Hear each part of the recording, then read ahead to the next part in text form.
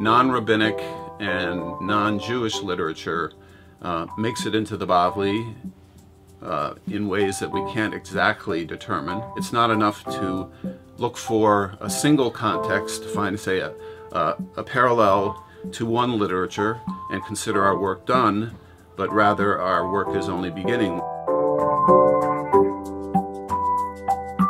I'm primarily interested in literature from the Eastern Roman provinces, Syriac literature from Mesopotamia, Armenian culture.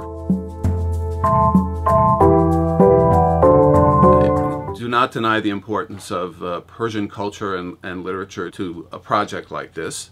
As a matter of fact, I stated in the conclusion that, in fact, Persian literature and culture might be the single most important context that we have for understanding the Bavli, but I think it's been overdone in recent scholarship. It's important that we look at other material as well.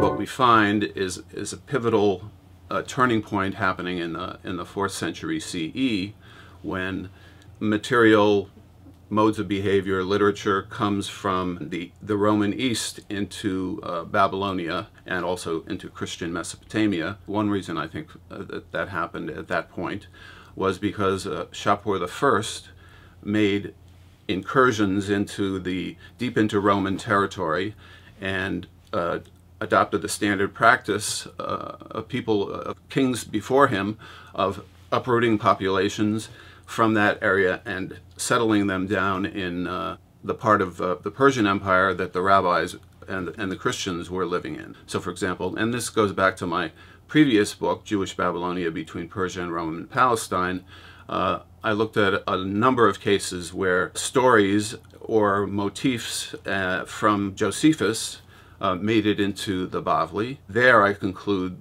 that it's probably the case that we have sources that made it independently into Josephus on the one hand and into the Bavli on the other. The most clear parallels are found in the Christian literature. A story about the sawing in half of Isaiah, the execution of Isaiah by King Manasseh.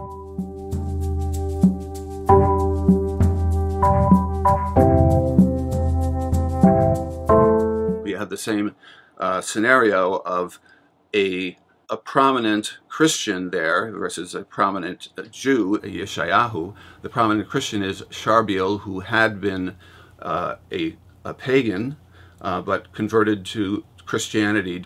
So he sinned saying, "I am a Christian." So he sinned via his mouth. So you have the same set of motifs involving Isaiah in the Bavli, where he also sins via his mouth by saying, "I live among a people of unclean lips." Since they sinned through their mouth, they are both killed when the saw comes in contact with the mouth. Another thing about the Bavli version of the story of Yeshayahu and Manasseh is I theorize that Yeshayahu was a stand-in for Jesus Christ. Both of their names are basically the same, and it was a common Christian hermeneutical tactic to take uses of the root Yud Shin Ayin and take them as references to the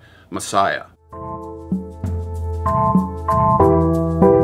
I still think that the rabbis were socially insular, but most of my arguments have to do with their relations with the Jewish community. In other words, while they are interacting with Jews, Babylonian Jews, in a formal context, so for example as teachers and as judges, we don't see them being invited to their houses or marrying into their families or accepting converts into the rabbinic movement, to the extent that it was a movement. It doesn't necessarily conflict with my previous findings. So in other words, when the rabbis needed somebody, they would find a way to overcome their insularity. In addition to studying Talmud, you need to study Syriac, you need to study Greek, and also Persian. I realize it's a tall order to do all of those things, so you certainly have to pick and choose. Yes, because I did not expect to find so much that came into the Bavli from the Roman East. I had been taught that the Bavli was part of Persia, and that the Roman culture stopped somewhere in the middle of Syria and Asia Minor, and never the twain shall meet. The thing is, it's really a mystery how these texts and motifs make their way from one culture to another. We really haven't figured that out, and if you ask me about a project that I might be interested in at some future time, it would be to try to understand better, or to understand at all, the mechanics of how material went from one culture to another. No, I think I've basically said everything.